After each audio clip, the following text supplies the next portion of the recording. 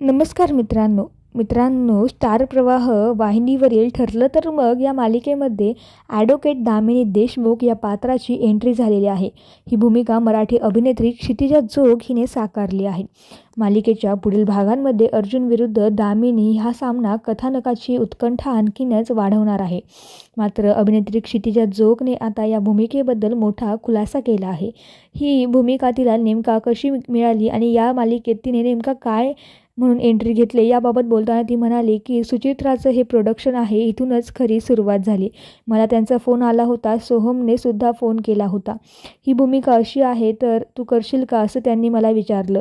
ही भूमिका सकारात्मक नाही आहे आणि वाईटही नाही आहे, अशी मधली आहे, कारण दामिनीचा स्वभाव हा रोखठोक आहे। एकंदर मलाही सूट होईल असा हा रोल आहे।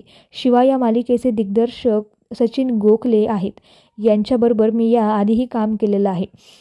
सगळी टीमच खूप छान आहे। सर्वात महत्त्वाचं म्हणजे शो एक नंबर आहे, त्यामुळे अशी भूमिका करायला कोणाला आवडणार नाही। मी लगेच होकार दिला। माझी आई उज्ज्वला जोगसुद्धा ही मालिका रोज पाहते, त्यामुळे मालिकेत काय सुरू आहे हे मला आधीच माहीत होतं। याशिवाय प्रोमो पाहिल्यानंतर मला माझ्या मावशीने लगेचच फोन करून सांगितलं की तू अर्जुनच्या विरुद्ध केस वगैरे नको लढूस। यावरून या मालिकेची लोकप्रियता माझ्या लक्षात आली, त्यामुळे या मालिकेत काम करण्याचा मी निर्णय घेतला, असे अभिनेत्री क्षितिजा जोग म्हणाली। तर तुम्हाला क्षितिजाच्या एंट्रीवर काय वाटतंय हे आम्हाला कमेंट करून नक्की सांगा। धन्यवाद।